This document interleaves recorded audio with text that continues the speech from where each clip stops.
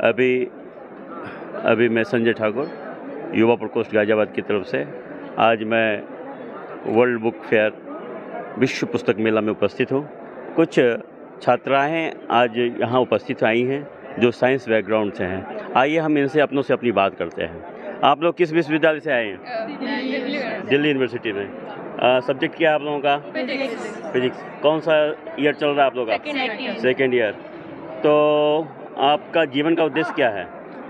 मेरा है कि मुझे यूपीएससी के लिए अभी प्रिपेयर करना है और इंडियन गवर्नमेंट को सर्व करना है। Civil services. आपका? Civil service. आपका भी सिविल सर्विसेज। तो इसमें आप सिविल सर्विसेज करने के बाद जो आप अधिकारी बनेंगे तो किस तरह का अधिकारी बन करके आप समाज को किस दिशा में ले जाना चाहते हैं?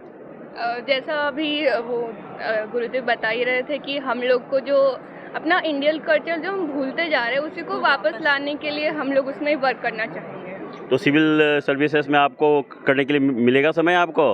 आप तो किसी डिस्ट्रिक्ट में कलेक्टर बन जाएंगे तो अब डिस्ट्रिक्ट में बहुत सारी समस्याएं हैं, है ना? तो हर जगह पे ही आनी है, बट हम लोग तो अभी समस्या आपके हिसाब से क्या है समाज में?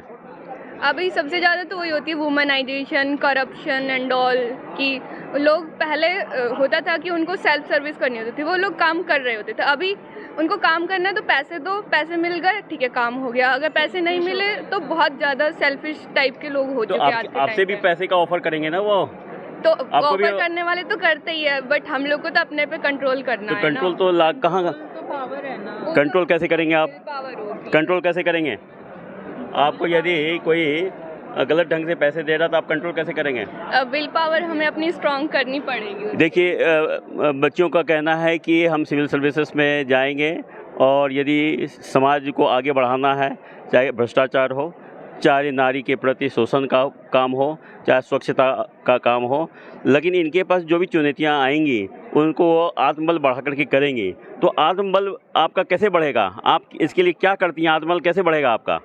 हमें खुद के ऊपर एक तो कॉन्फिडेंस होना चाहिए कि हम लोग जो कर रहे हैं उसमें अपना 100% दे, उसके अंदर हम लोग कोई भी मतलब कमी ना छोड़ रहे हो। इसमें क्या कोई साधन अपनाते हैं? क्या उपाय अपनाते हैं आप?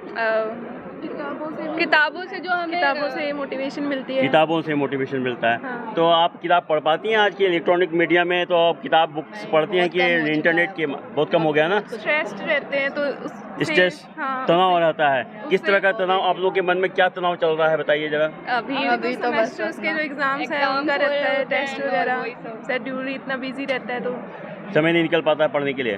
तो हम कोशिश करते हैं बुक्स ही पढ़ते हैं। रिलैक्स किस तरह का बुक पढ़ती हैं आप? नॉवेल्स पढ़ते हैं। उसमें क्या मिलता है आपको नॉवेल में? किस तरह का मोटिवेशन मिलता है आपको? मतलब क्योंकि हमारा वैसे ही हम पढ़ाई के लिए इतना स्ट्रेस रहता है तो थोड़ा अलग फील्ड हमें चाहिए जिससे। अच्छा, अब मेरे हाथ में एक ये है स्वाध्याय संकल्प। विश्व पुस्तक मेला में जो भी बच्चे आए हैं, आज मैं इनसे निवेदन करूंगा, आग्रह करूंगा कि बच्चे आए हैं तो कुछ एक संकल्प लेके जाएं।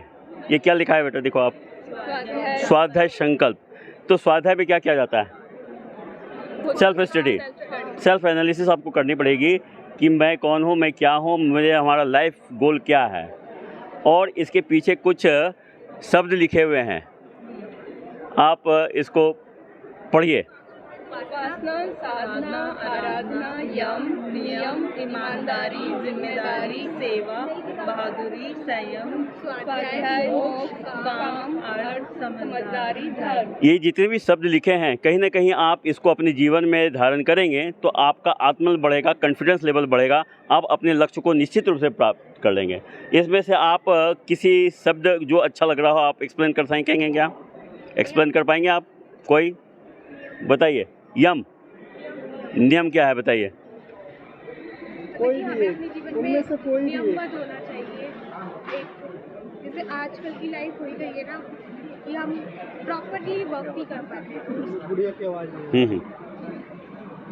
हमें अपने लाइफ में मतलब कि नियम से काम करना चाहिए, बिल्कुल नियमबद्ध होना चाहिए। क्योंकि आजकल की लाइफ ऐसी हो गई है कि कुछ भी सेट नहीं है। कहने का मतलब है आप एक अनुशासनबद्ध होकर के अपनी दिनचर्या को करना चाहते हैं। आज विद्यार्थियों का जीवन अस्त व्यस्त है, रात में देर तक सोते हैं, लेट जगे रहते हैं और लेट से जगते हैं।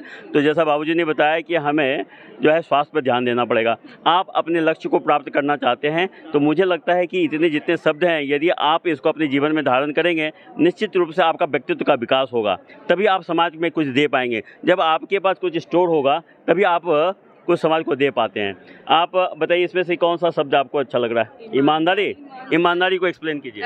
ईमानदारी की हम लोग खुद से ईमानदार हो, हमारे समाज से ईमानदार हो और जो भी हमारे आसपास लोग हैं उनसे एक जो ईमानदारी वाला रिलेशन है वो बना के रखे कि हम लोग जो हैं वो हैं। हम लोग को ये शो नहीं करना कि भाई हम लोग तो पता नहीं क्या ही बन चुके हैं। जो हमारे पास है उसी को हम लोग को यूटिलाइज करके और समाज को अच्छा बनाना है। अगर हम लोग ईमानदार नहीं होंगे तो हम दूसरों से कैसे उम्मीद कर सकते हैं कि वो सामने वाला ईमानदार है?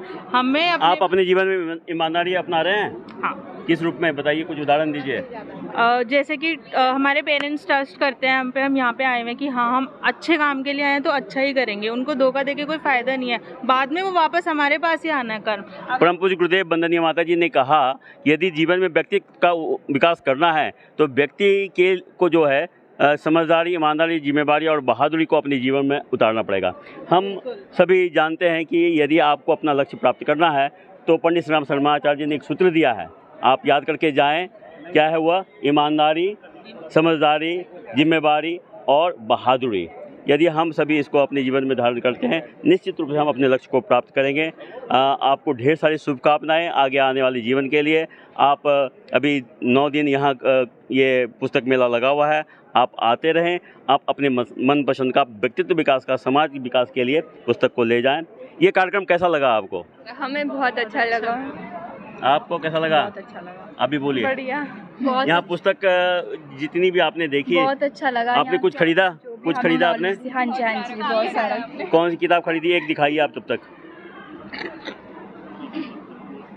हेलो बच्चों, दिखाइए।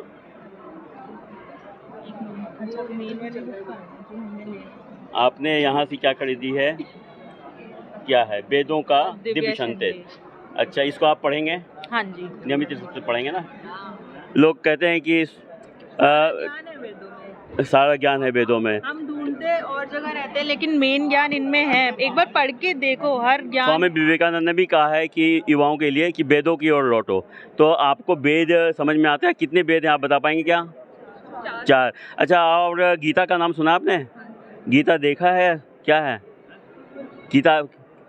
क्या किसी लड़की का नाम है? तो क्या है वो भी एक ग्रंथ है अपने हिंदू धर्म। आपने कभी देखा है उसको? पढ़ा है? हाँ। कितने उसमें चैप्टर हैं पता है आपको?